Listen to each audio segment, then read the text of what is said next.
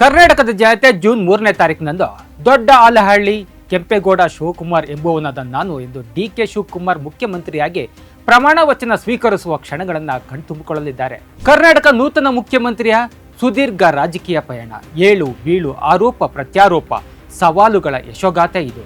ದೊಡ್ಡ ಆಲಹಳ್ಳಿಯ ಕೆಂಪೇಗೌಡ ಶಿವಕುಮಾರ್, ನಾಡಿಗೆ ಡಿಕೆ ಶಿವಕುಮಾರ್, ಡಿಕೆಶಿ ಮತ್ತು ಡಿಕೆ, ಕನಕಪುರ ಬಂಡೆ, ಹೀಗೆ ಹಲವು ಹೆಸರುಗಳಿಂದ ಚಿರಪರಿಚಿತ. ನಾಯಕತ್ವ ಗುಣ, ಸರಿ ಇಲ್ಲದೆ ಇರೋದನ್ನು ಪ್ರಶ್ನಿಸುವ ಧೈರ್ಯ ಮತ್ತು ನೊಂದವರಿಗೆ ಮಿಡಿಯುವ ಗುಣಗಳನ್ನು ತಮ್ಮ ತಂದೆಯಿಂದ ಬಳುವಳಿಯಾಗಿ ಪಡೆದ ಡಿಕೆ ಶಿವಕುಮಾರ್ ಇದೇ ಗುಣಗಳಿಂದಲೇ ರಾಜ್ಯ ರಾಜಕಾರಣದಲ್ಲಿ ಹಂತವಾಗಿ ಬೆಳೆದು ಕಷ್ಟ ಸುಖಗಳನ್ನು ಸಮಾನವಾಗಿ ಕಂಡಿದ್ದಾರೆ. ಈಗ ಕರ್ನಾಟಕದ ಮುಖ್ಯಮಂತ್ರಿಯಾಗುವ ಹೊಸ್ತಲಿಗೆ ಬಂದು ನಿಂತಿದ್ದು ಸರಿಸುಮಾರು 4 ದಶಕಗಳ ಅವರ ರಾಜಕೀಯ ಪಯಣ ಹಲವು ಏಳು ಬೀಳುಗಳನ್ನು ಕಂಡಿದೆ.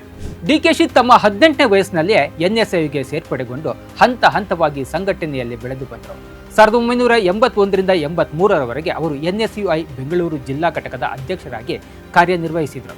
ಬಳಿಕ ಉನ್ನತ ಶಿಕ್ಷಣಕ್ಕಾಗಿ ಕನಕಪುರದಿಂದ ಬೆಂಗಳೂರಿಗೆ ಬಂದ ಡಿಕೆಶಿ ಆರ್ಸಿ ಕಾಲೇಜಿನಲ್ಲಿ ವ್ಯಾಸಂಗ ಮಾಡುತ್ತಿದ್ದಾಗ ಯುವ ಕಾಂಗ್ರೆಸ್ಗೆ ಸೇರಿ ಅದರ ರಾಜ್ಯ ಘಟಕದ ಪ್ರಧಾನ ಕಾರ್ಯದರ್ಶಿಯಾಗಿ ಆಯ್ಕೆಯಾದರು. ಬಳಿಕ ಬೆಂಗಳೂರು ಗ್ರಾಮಾಂತರ ಜಿಲ್ಲಾ ಯುವ ಕಾಂಗ್ರೆಸ್ ಅಧ್ಯಕ್ಷರಾಗಿ ಕನಕಪುರ ತಾಲೂಕಿನ ಗ್ರಾಮೀಣ ಭಾಗಗಳಲ್ಲಿ ಉಚಿತ ವೈದ್ಯಕೀಯ ಶಿಬಿರ, ರಕ್ತದಾನ ಶಿಬಿರಗಳನ್ನು ಮಾಡಿ ಜನಮನವನ್ನು ಸೂರೆಗೊಂಡರು. 1985ರಲ್ಲಿ ಸಾತ್ನೂರು ವಿಧಾನಸಭಾ ಕ್ಷೇತ್ರದಲ್ಲಿ ಕರ್ನಾಟಕದ ರಾಜಕಾರಣದ ದೈತ್ಯ ಎಚ್.ಡಿ. ದೇವೇಗೌಡರ ವಿರುದ್ಧ ಸ್ಪರ್ಧಿಸುವ ಛಾತಿಯನ್ನು ತೋರಿಸಿ ಡಿಕೆಶಿ ಸೋಲು ಅನುಭವಿಸಿದರೂ ಕೂಡ ದೇವೇಗೌಡ ಅವರ ಗೆಲುವಿನ ಹಾದಿಯನ್ನ ಕಠಿಣಗೊಳಿಸಿದ್ದು ಮಾತ್ರ ಸುಳ್ಳಲ್ಲ. ಇದರ ಪರಿಣಾಮವಾಗಿ 1987ರಲ್ಲಿ ಸಾತ್ನೂರು ಕ್ಷೇತ್ರದಿಂದ ಬೆಂಗಳೂರು ಗ್ರಾಮಾಂತರ ಜಿಲ್ಲಾ ಪಂಚಾಯತಿಗೆ ಸದಸ್ಯರಾಗಿ ಡಿಕೆ ಆಯ್ಕೆಯಾದರು.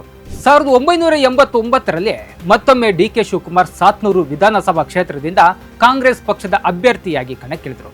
ಆ ಕ್ಷೇತ್ರದಲ್ಲಿ ಜೆಡಿಎಸ್ನ ಪ್ರಾಬಲ್ಯವನ್ನ ಮೀರಿ ಡಿಕೆಶಿ ಚುನಾವಣೆಯಲ್ಲಿ ಅಭೂತಪೂರ್ವವಾದಂತಹ ಜಯವನ್ನ ದಾಖಲಿಸಿದರು. 1991ರಲ್ಲಿ ಅಂದಿನ ಮುಖ್ಯಮಂತ್ರಿ ವೀರೇಂದ್ರ ಪಾಟೀಲ್ ಅವರು ಅನಾರೋಗ್ಯದ ಕಾರಣ ಮುಖ್ಯಮಂತ್ರಿ ಪದವಿಯನ್ನ ತ್ಯಜಿಸಬೇಕಾಗಿ ಬಂದಾಗ ಅವರ ಉತ್ತರಾಧಿಕಾರಿಯಾಗಿ ಎಸ್ ಬಂಗಾರಪ್ಪ ಅವರು ಸರ್ವಾನುಮತದಿಂದ ಆಯ್ಕೆಯಾಗುವಂತೆ ಮಾಡುವಲ್ಲಿ ಡಿಕೆ ಶಿವಕುಮಾರ್ ಅವರ ಪಾತ್ರ ಅತ್ಯಂತ ಮುಖ್ಯವಾಗಿತ್ತು.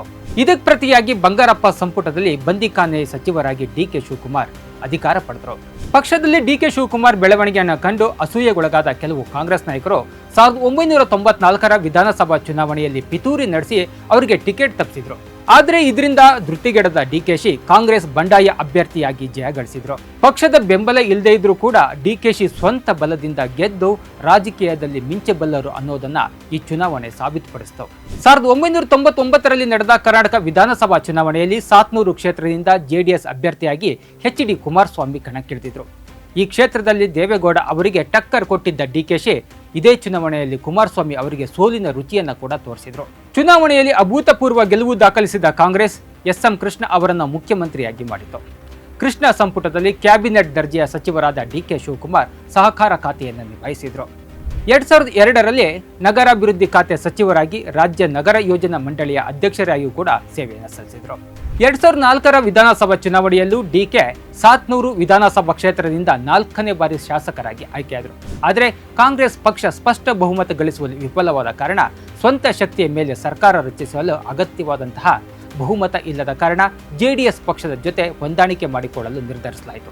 ಹೀಗೆ ರಾಜ್ಯದಲ್ಲಿ ಪ್ರಥಮ ಬಾರಿಗೆ ಉದಯಿಸಿದ ಕಾಂಗ್ರೆಸ್ ಜೆಡಿಎಸ್ ಸಮ್ಮಿಶ್ರ ಸರ್ಕಾರದಲ್ಲಿ ಡಿಕೆ ಶಿವಕುಮಾರ್ಗೆ ಯಾವುದೇ ಸಚಿವ ಸ್ಥಾನ ದೊರೆಯಲಿಲ್ಲ. ಯಾಕೆಂದ್ರೆ ಎಚ್.ಡಿ. ದೇವೇಗೌಡ ಅವರು ಡಿಕೆಶಿಗೆ ಮಂತ್ರಿ ಸ್ಥಾನ ನೀಡಕೂಡದು ಅಂತ ಹೇಳಿ ಷರತ್ತು ವಿಧಿಸಿದ್ರು ಅನ್ನೋ ಮಾತು ಕೂಡ ಇದೆ. 2004ರ ಸಮ್ಮಿಶ್ರ ಸರ್ಕಾರದಲ್ಲಿ ಎಸ್.ಎಂ. ಕೃಷ್ಣ ಅವರನ್ನ ಮುಖ್ಯಮಂತ್ರಿ ಮಾಡಲು ಎಚ್.ಡಿ. ದೇವೇಗೌಡರು ಒಪ್ಪದ ಕಾರಣ ಕಾಂಗ್ರೆಸ್ ಪಕ್ಷ ಧರ್ಮಸಿಂಗ್ ಅವರನ್ನ ಆ ಸ್ಥಾನಕ್ಕೆ ಆಯ್ಕೆ ಮಾಡಿತು. ಎಸ್.ಎಂ. ಕೃಷ್ಣ ಅವರಿಗೆ ಸೂಕ್ತ ಸ್ಥಾನಮಾನಕ್ಕಾಗಿ ಬೇಡಿಕೆ ಇಟ್ಟ ಡಿಕೆ ಶಿವಕುಮಾರ್ ಅವರನ್ನ ಮಹಾರಾಷ್ಟ್ರದ ರಾಜ್ಯಪಾಲರನ್ನಾಗಿ ಆಯ್ಕೆ ಮಾಡುವಲ್ಲಿ ಮಹತ್ತರವಾದಂತಹ ಪಾತ್ರವನ್ನು ನಿರ್ವಹಿಸಿದರು. ದೇವೇಗೌಡರ ಈ ರಣತಂತ್ರಕ್ಕೆ ಪ್ರತಿತಂತ್ರ ಹೆಣೆದ ಡಿಕೆ ಶಿವಕುಮಾರ್ 2006ರ ನಡೆದ ಲೋಕಸಭಾ ಚುನಾವಣೆಯಲ್ಲಿ ದೇವೇಗೌಡರ ವಿರುದ್ಧ ರಾಜಕೀಯಕ್ಕೆ ಅಷ್ಟೇನೂ ಪರಿಚಿತರಲ್ಲದೆ ಇರುವಂತಹ ತೇಜಸ್ವಿನಿ ಗೌಡ ಅವರನ್ನ ಕಾಂಗ್ರೆಸ್ ಪಕ್ಷದಿಂದ ಕಣಕ್ಕಿಳಿಸಿದ್ರು. ಅಷ್ಟೇ ಅಲ್ಲದೆ ಅವರನ್ನ ಗೆಲ್ಸ್ಕೊಂಡು ಬರೋದರಲ್ಲಿಯೂ ಕೂಡ ಡಿಕೆಶಿ ಯಶಸ್ವಿಯಾದರು. ಡಿಕೆ ರಾಜಕೀಯ ಚಾಣಾಕ್ಷತೆ ಕೇವಲ ರಾಜ್ಯ ರಾಜಕಾರಣಕ್ಕೆ ಮಾತ್ರ ಸೀಮಿತವಾಗಿರಲಿಲ್ಲ.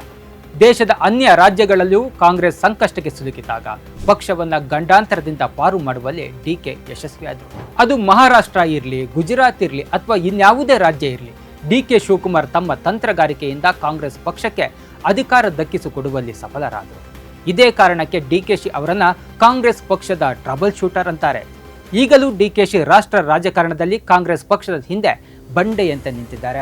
ಮುಂದೆ 2008ರಲ್ಲಿ ಎಸ್.ಎಂ. ಕೃಷ್ಣ ಸಕ್ರಿಯ ರಾಜಕಾರಣಕ್ಕೆ ಬರಲು ಬಯಸಿದಾಗ ಅವರನ್ನ ಕರ್ನಾಟಕದಿಂದ ರಾಜ್ಯಸಭೆಗೆ ಕಳುಹಿಸುವಲ್ಲಿ ಡಿಕೆ ಶಿವಕುಮಾರ್ ಮಹತ್ವವಾದಂತಹ ಪಾತ್ರವನ್ನು ನಿರ್ವಹಿಸಿದರು.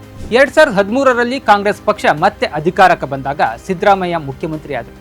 ಆದರೆ ಪಕ್ಷದಲ್ಲಿಯೇ ಕೆಲವರು ಡಿಕೆ ಶಿವಕುಮಾರ್ ವಿರುದ್ಧ ಭ್ರಷ್ಟಾಚಾರದ ಆರೋಪಗಳನ್ನು ಕಾರಣ ನೀಡಿ ಅವರಿಗೆ ಸಚಿವ ಸಂಪುಟದ ಸ್ಥಾನ ಸಿಗದಂತೆ ನೋಡಿಕೊಂಡ್ರು. ಆದರೆ ಇದರಿಂದ ಧೃತಿಗೆಡದ ಡಿಕೆ ಶಿವಕುಮಾರ್ ತಮ್ಮ ವಿರುದ್ಧದ ಆರೋಪಗಳ ವಿರುದ್ಧ ಪಕ್ಷದ ವರಿಷ್ಠರೇ ನೇಮಿಸಿದ್ದ ಇಬ್ಬರು ನ್ಯಾಯಾಂಗ ತಜ್ಞರ ವಿಮರ್ಶೆಯಲ್ಲಿ ಶುದ್ಧ ಹಸ್ತರಾಗಿ ಹೊರಬಂದು ಕೇವಲ 7 ತಿಂಗಳ ಅವಧಿಯಲ್ಲಿ ಸಿದ್ದರಾಮಯ್ಯ ಅವರ ಸಂಪುಟದಲ್ಲಿ ಸಚಿವ ಸ್ಥಾನ ಪಡೆದು ಇಂಧನ ಖಾತೆಯನ್ನು ಕೂಡ ನಿಭಾಯಿಸಿದರು. 2018ರ ಕಾಂಗ್ರೆಸ್ ಜೆಡಿಎಸ್ ಸಮ್ಮಿಶ್ರ ಸರ್ಕಾರದಲ್ಲಿ ಜಲಸಂಪನ್ಮೂಲ ಮತ್ತು ಕನ್ನಡ ಮತ್ತು ಸಂಸ್ಕೃತಿ ಇಲಾಖೆಯ ಜವಾಬ್ದಾರಿಯನ್ನು ನಿರ್ವಹಿಸಿದ ಡಿಕೆ ರಾಜ್ಯದ ಹಲವು ನೀರಾವರಿ ಯೋಜನೆಗಳಿಗೆ ವೇಗ ನೀಡಿದರು. ಆದರೆ 2019ರಲ್ಲಿ ಸರ್ಕಾರ ಉರುಳಿ ಬಿದ್ದು ಬಿಜೆಪಿ ಅಧಿಕಾರಕ್ಕೆ ಬಂತು. ಈ ಸಂದರ್ಭದಲ್ಲಿ ಅಕ್ರಮ ಹಣ ವರ್ಗಾವಣೆ ಆರೋಪದಡಿ ಅವರನ್ನು ಬಂಧಿಸಿ ದೆಹಲಿಯ ತಿಹಾರ್ ಜೈಲಿನಲ್ಲಿ ಇಡಲಾಯಿತು. ಬರೋಬ್ಬರಿ 50 ದಿನಗಳ ಕಾಲ ತಿಹಾರ್ ಜೈಲಿನಲ್ಲಿದ್ದ ಡಿಕೆಶಿ ಅಕ್ಟೋಬರ್ 24, 2019ರಂದು ಬಿಡುಗಡೆಯಾದರು. ಮಾರ್ಚ್ 11, 2020ರಂದು ಕರ್ನಾಟಕ ಪ್ರದೇಶ್ ಕಾಂಗ್ರೆಸ್ ಸಮಿತಿಯ ಅಧ್ಯಕ್ಷರಾದ ಡಿಕೆ ಶಿವಕುಮಾರ್ 2023ರ ವಿಧಾನಸಭಾ ಚುನಾವಣೆಯಲ್ಲಿ ಕಾಂಗ್ರೆಸ್ ಪಕ್ಷದ ಅಭೂತಪೂರ್ವ ಜಯಭೇರಿಯಲ್ಲಿ ಪ್ರಮುಖ ಪಾತ್ರ ನಿರ್ವಹಿಸಿತು. ನಂತರ ಬಂದ ಸಿದ್ದರಾಮಯ್ಯ ನೇತೃತ್ವದ ಸರ್ಕಾರದಲ್ಲಿ ಉಪಮುಖ್ಯಮಂತ್ರಿಯಾಗಿ ಸೇವೆ ಸಲ್ಲಿಸಿ ಈಗ ಕರ್ನಾಟಕದ ಮುಖ್ಯಮಂತ್ರಿಯಾಗಿ ಪ್ರಮಾಣ ವಚನ ಸ್ವೀಕರಿಸಲಿದ್ದಾರೆ. ಎಕ್ಸ್ಕ್ಲೂಸಿವ್ ಪೊಲಿಟಿಕಲ್ ಅಪ್ಡೇಟ್ಸ್ಗಾಗಿ ನೋಡ್ತಾ ಇರಿ ಪೊಲಿಟಿಕಲ್ ಟಿವಿ.